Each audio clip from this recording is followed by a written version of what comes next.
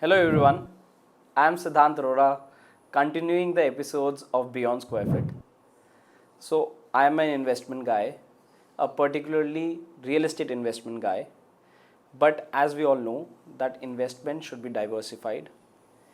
We should have different investment segments to make the entire portfolio a mix of a risk, a reward, a return. Everything should be a very balanced uh, segments in our real estate portfolio.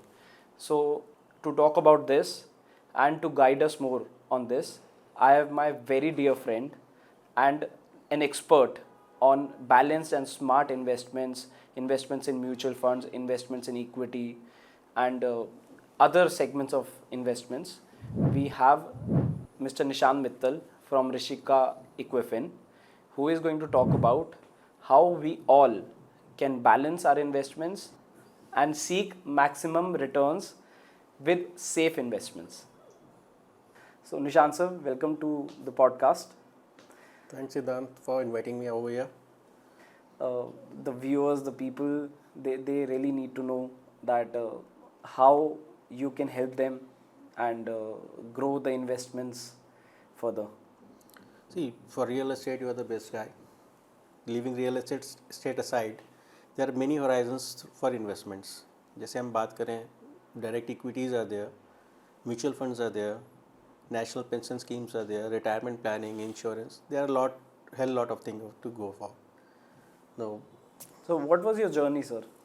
see, I have been into this business for last 27 plus years और मैंने individuals को, businesses को help out किया है कि वो अपना retirement planning, अपना फाइनेंशियल जर्नी को इस तरीके से प्लान करें कि वो अपना जो रिटायरमेंट है या अपना आफ्टर वर्क लाइफ जो है वो बैलेंस वे में अपनी इंजॉयबल लाइफ लीड कर सके. अच्छा, ओके. तो हम अपने पॉडकास्ट को बहुत सिंपल रखते हैं.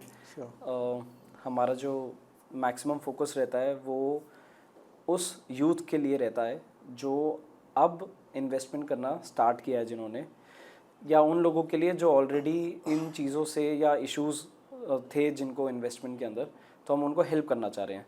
तो आप ये बताओ कि how are you helping the businesses or small individual retail investors and how are you balancing their investment portfolio? क्योंकि हम सब एक लूप में फंस जाते हैं. लोन लेते हैं, इन्वेस्ट करते हैं, Right. उस ईएमआई को खर्चते रहते हैं, फिर हर महीने अपनी लाइबिलिटीज़ होती है.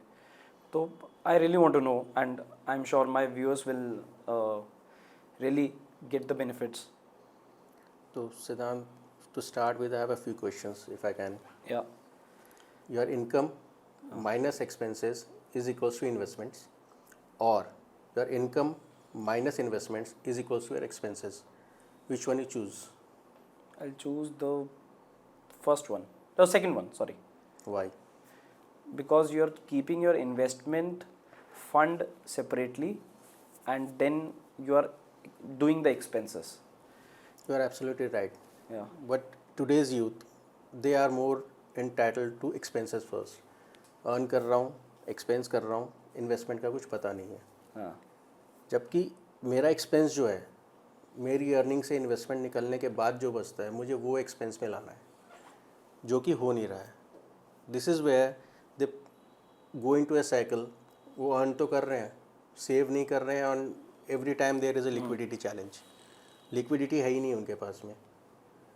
तो जैसे मैं लोगों को बोलता हूँ इन्वेस्ट करो, रियल एस्टेट प्रॉपर्टी में करो, बट मैंने ये चीज़ देखी है पिछले 2-3 साल से, specifically with the younger generation.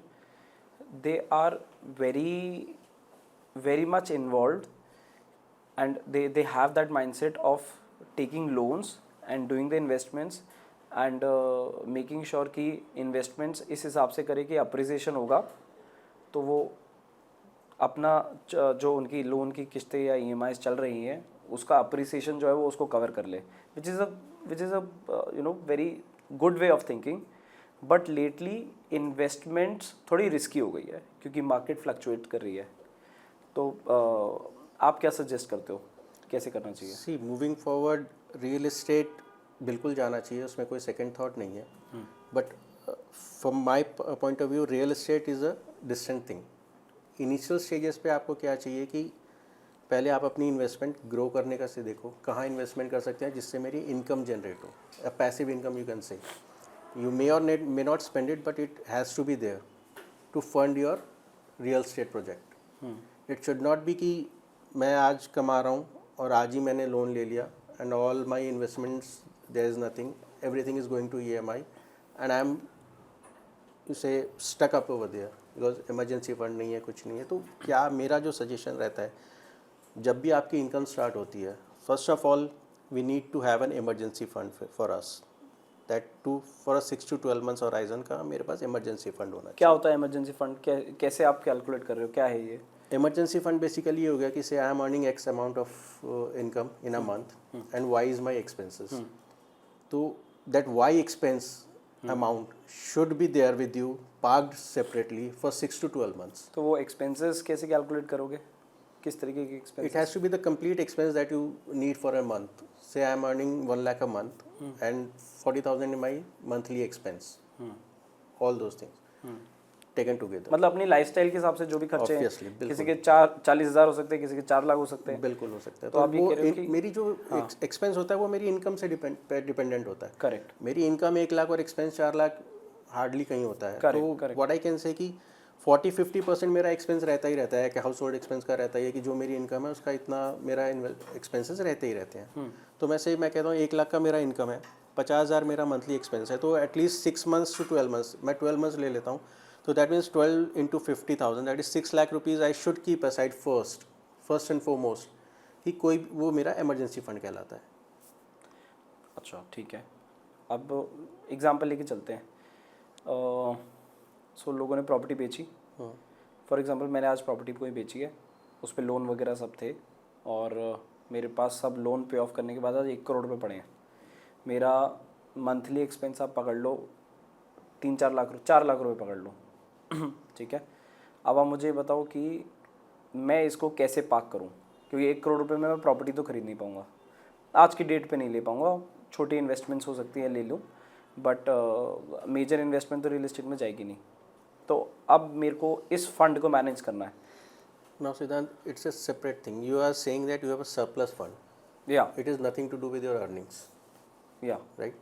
Now, when there is surplus fund that has to be parked, या उसमें से भी सबसे पहले आप ये करोगे 6 महीने से 1 साल का अपना emergency fund, you park it maybe in FD or maybe in liquid mutual funds is one of the best way apart from FD. Don't go for an FD, it has a lock-in period. Whereas in liquid funds, there is no lock-in period as such. You can withdraw your money within 24 hours. It has to be a working day. It's as simple as that. So park that fund over there. It will grow over there at around 5 to 6% per annum. You don't have to think of it. It will grow, and it is risk free. It is risk free. It is risk free because on a daily basis, NAV will get add on, just like an interest. It is not an interest, but it is just like an interest. Per day interest will be added to your NAV. So it's more or less 99% risk free. And liquid funds are funds which have an investment horizon of 90 days and are in RBI bonds. So it's totally risk free. Okay okay. Rest of the amount, what is left out, since it's a investable surplus you have, it can be through an SIP mode or a lump sum mode. What suits you the best. निशान sir एक चीज़ और बताओ. मैं specifically अपने age group, अपने दोस्तों, initial days, मतलब let's talk about 20, 22, 23 years of the age group, जब सब यंगस्टर्स दे स्टार्ट अर्निंग और अच्छी सैलरीज लग गई लोगों की, लाख रुपए 2 लाख रुपए. अब एक्सपेंसेस भी उतने ही बना लिए उन्होंने, नए नए पैसे हाथ लगे हैं तो शौक भी पूरे करने हैं. बिल्कुल. सेविंग्स कम बची, Right. लेवरेज ज़्यादा ले लिया, Right. क्रेडिट कार्ड्स आए, क्रेडिट कार्ड्स को यूज़ किया, अच्छी लेवरेज उसमें भी खपत हो गई. अब जो इश्यूज हो रहे हैं वो ये है कि वो मंथली साइकिल्स EMI के वो बन गए. तो इस चीज़ को कैसे मैनेज करें? See, monthly EMIs जो बन गई, it has to be always within our income. अगर वो बियॉन्ड इनकम जा रही है then you are stuck in a cycle now. So the first and foremost हमें वो साइकिल कम करनी ही पड़ेगी अपनी इनकम इंक्रीज़ करके। इनकम इंक्रीज़ करने के कई तरीके हैं। Either you have whatever you are doing, you do add on to that, और जो आपने एक्सपेंसेस तैयार किए हैं, जो आपकी इनकम आ रही है, उस इनकम में से कुछ पार्ट निकाल के आप इन्वेस्टमेंट्स करें, सो दैट कि जहाँ जब वो मनी ग्रो होगा तो उससे आप अपने एक्सपेंसेस पूरे कर पाएंगे। But it's not in a short term, it can not happen in a short term. SIPs कराने को आप बोलोगे? SIPs कराने को, अब जो जो चीज़ आपने कही कि वो एक साइकिल में आप फंस गए हैं, मैं ये नहीं कह रहा कि आप वहाँ से कुछ अलग से निकालो। बहुत छोटा सा एग्जांपल लेते हैं कि we go to a pizza, have a pizza in at least twice a month, तो हम चले ही जाते हैं। ट्वाइस अ मंथ को अगर मैं वंस अ मंथ कर दूँ, I save approximately 1000 rupees. If I invest that 1000 rupees in an SIP and my horizon is से 30 years, from my pocket I will invest 3,60,000 approx in 30 years, 12,000 a year. 3,60,000 in 30 years. I'm not paying it today. I'm paying 1,000 rupees per month, and that amount can grow in 31st year to 30 lakhs rupees at a CAGR of 12%. Market has given a return of 16% plus CAGR. जबकि Harshad Mehta scam भी देखा है, Ketan Pareek scam देखा है, 2008 का Lehmann brothers देखा है market ने, उसके बाद भी मार्केट का रिटर्न CAGR में 16% plus, and I am talking only and 12% plus. I am taking a gap of 4% over here. मैं आपको इसमें एक चीज़ बोलूँगा जो देखने में मुझे मिला है, मेरे सर्कल में देखा है मैंने, स्पेसिफिकली वो लोग जो यंगर जनरेशन में SIP स्टार्ट करा है, वो SIP को ना बहुत जल्दी मैच्योर करना स्टार्ट कर दिया उन्होंने। कैसे?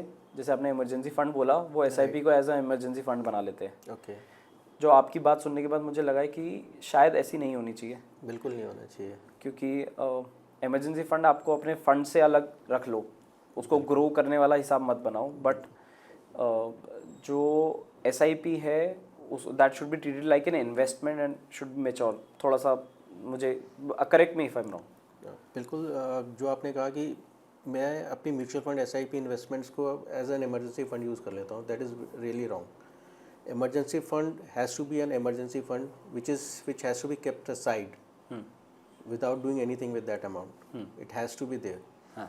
और आपकी इन्वेस्टमेंट्स जो हैं, it can not be your emergency fund कि आज मैं इन्वेस्टमेंट कर रहा हूँ, ज़रूरत पड़ी I will liquidate it because it's a liquid fund and I will use it.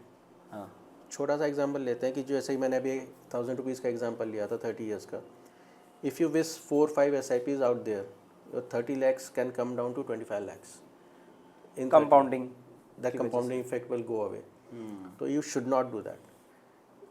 SIP amount आप वही चूज़ करें जो आपको ये लगे कि you have spend it on your pizza, it's gone. अच्छा,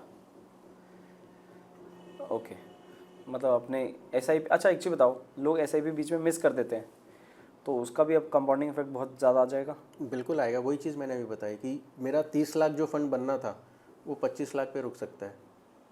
हाँ, तो तो आपको EMI की तरह अपनी SIP को ट्रीट करना चाहिए, मतलब it should be not as an EMI, reason being कि EMI is an expense for you, या whereas an SIP is an investment for you. It is going to grow, whereas EMI is not going to grow. Right. So there is a difference, but yes, it is more or less the same thing. सो मुझे वैसे एक चीज़ बताओ कि देखो, investment कोई नया startup तो नहीं कर पाता, क्योंकि उसके अपने खुद के खर्चे हैं, उसने अभी अपनी बिजनेस स्टार्ट किया है, सैलरीज देनी है वगैरह वगैरह। For people who have steadily grow and उनको थोड़ा सा ऐसा लगा है कि यार अब वो एक्सपेंसेस मीट कर पा रहे हैं, रेवेन्यू मीट कर पा रहे हैं, कौन से फंड्स आप उन्हें सजेस्ट करोगे, कैसे आगे अपना पोर्टफोलियो बनाएं? See, जैसे आपने कहा कि एक्सपेंसेस जो हैं उनके एक्सपेंसेस आर ऑलवेज मंथली, जो फिक्स एक्सपेंसेस हम कह सकते हैं। वेरिएबल्स तो it can be on a day to day basis, but fix expenses are on a monthly basis. तो आप अब मीट अप कर पा रहे हो अपने expenses, that means you have something extra with you, it has to be there if I am not wrong. तो जो वो एक्स्ट्रा अमाउंट है, तो park that amount as well in your liquid funds, या which will grow at a pace of around 5 to 6% a year. So liquid funds आप example दे दो। Liquid funds हो गए बेसिकली, जो मैंने पहले भी बताया 90 डेज़ के मेचोरिटी फंड्स होते हैं, आरबीआई के बॉन्ड्स होते हैं बेसिकली, हाँ. तो 100% सेफ है वो, तो you don't have to worry on that scene, and in your current account you don't get anything out of it, but फिर वो थोड़ा रिटर्न कम मिलेगा. But in current account you are getting zero. नहीं नहीं, मैं तो इन्वेस्टमेंट की बात कर रहा हूँ कि अब इन्वेस्टमेंट करना है, अब दिमाग में आ गया है, आपका पॉडकास्ट देख लिया, समझ आ गया कि इन्वेस्ट करना है. Surplus funds. हाँ. Now if you have got surplus funds, then first of all, investment has to be on a frontline mutual funds. Small cap, mid cap will come later because those carry front risk. Line mutual fund मतलब? Means large cap funds, you can say. अच्छा ठीक है. Large cap funds, because they large cap funds are funds which invest in Nifty 50 or Sensex 30. ठीक है. So those are large cap funds which have a liquidity. There is no concern with the liquidity on that. Okay It is always liquid. You can have the funds anytime you want. Okay. तो वहाँ पे पहले से investment start करनी है. Once your investment grows to a certain stage, then diversified to small cap और mid cap, because those are riskier funds as compare to large cap funds. Though risk is attach to large cap as well, but as compare to small cap and mid cap, large cap is less riskier. Okay okay. Because the way market behaves, if market goes up, they will the first one to go up. If market falls, they will also fall, but not With to a that less extent. effect. Yes. Yeah. निशान sir, अपना कुछ मतलब मुझे पता है कि आपने मुझे बहुत हैक्स वगैरह बताए हैं, मैं उसको यूज़ भी करता हूँ. तो कुछ ऐसा हैक बताओ इन्वेस्टमेंट का, लोगों के लिए बताओ. अब होम लोन तो सबने ले रखे हैं मोस्टली, तो कुछ ऐसा आइडिया दो जिससे होम लोन का जो इंटरेस्ट है वो कुछ उसमें सेविंग्स हो जाए, या आपके कुछ इन्वेस्टमेंट टूल्स ऐसा बताओ जिससे थोड़ा सा अपने को बेनिफिट हो. बिल्कुल है. से आज की डेट में प्रॉपर्टी अप्रॉक्स 1.5 CR, एक ढंग का मकान लेने जाते हैं तो इतने की प्रॉपर्टी हमारी बनती है अप्रॉक्स. हाँ. और जहाँ मैं बात करता हूँ 1.5 CR की अगर प्रॉपर्टी है तो 80% फाइनेंस होगा, तो और रजिस्ट्री वगैरह लगा करके approx 1.4 I have to have a loan amount. 1.25 crore पकड़ लो सेफर साइड, क्योंकि 1.5 करोड़ पे 1.25 करोड़ रुपए के से ज़्यादा लोन नहीं मिलेगा. सर उसके बाद मैं रजिस्ट्री कॉस्ट भी तो बियर करूँगा. लेकिन लोन तो उतना ही होगा ना. नहीं, उतना आ जाता है. अच्छा, आप कह रहे हो कि 1.40 तक का लोन मिल जाएगा उसको. चलो मैं मान के चलता हूँ मिल फॉर चलो एग्जांपल. ठीक है. तो 1.40 का अगर मैं लोन लेता हूँ तो मेरी EMI अप्रॉक्स बनेगी 1,19,500 अप्रॉक्स ठीक है. पर मंथ, ठीक है. For a tenure of 20 years. Generally public 20 years के लिए ही लेती है ठीक है. ठीक जो लोन अमाउंट है. ठीक है. Now I say instead of 20 years you make it 30 years the loan period. अच्छा. Okay okay. Now your EMI comes down to from 119,500 to कम हो जाएगा. 1,05,000 अप्रॉक्स.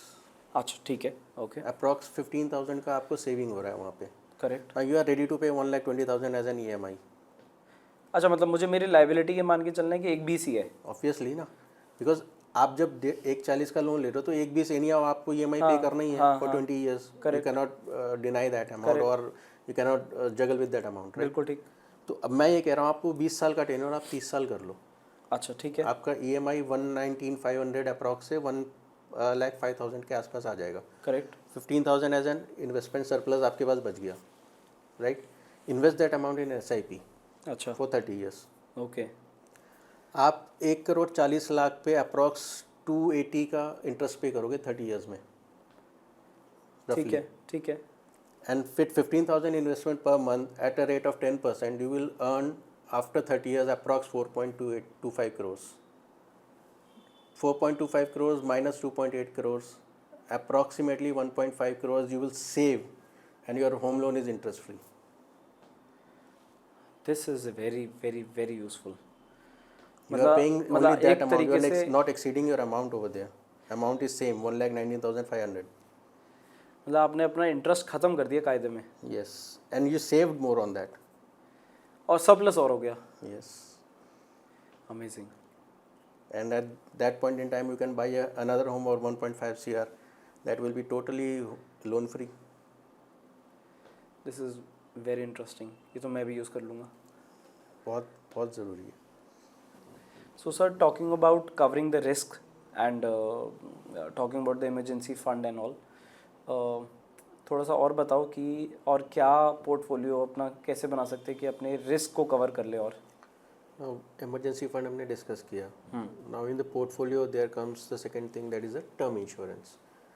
टर्म इंश्योरेंस बेसिकली हो गया कि आपको कम प्रीमियम में ज़्यादा कवरेज मिल जाती है. एंड इट इज़ कि if I am the only member earning, तो there has to be some backup for my family if I am not there. तो Correct. Term insurance is one of the most important thing nowadays. उसके बाद आ जाता है हमारा health insurance. Health insurance आज की date में हमारा जो एक्सपेंसेस है, हॉस्पिटल एक्सपेंसेस हैं, they are too high. Out of the pocket expense करना बड़ा मुश्किल हो जाता है. करेक्ट. तो there health insurance helps us a lot. But health insurance में भी हमें ये सारी चीज़ें देखनी पड़ेंगी कि हम क्या मिल रहा है हमें उसमें. तो just having a health insurance is not going to help us. What it is covering is what is important to us. So buying these products, we should not go for the premium, we should go for the features what we are getting. Premium एक part है, वो है, but आप ज़्यादा premium है या कम premium है ये मत देखिए. ये देखिए कि कितनी वो मेरे को हेल्प करेगा, वो मेरे लिए बेनिफिशियल है या नहीं है. Whether if it's costing a bit more, go for that. Okay. Okay.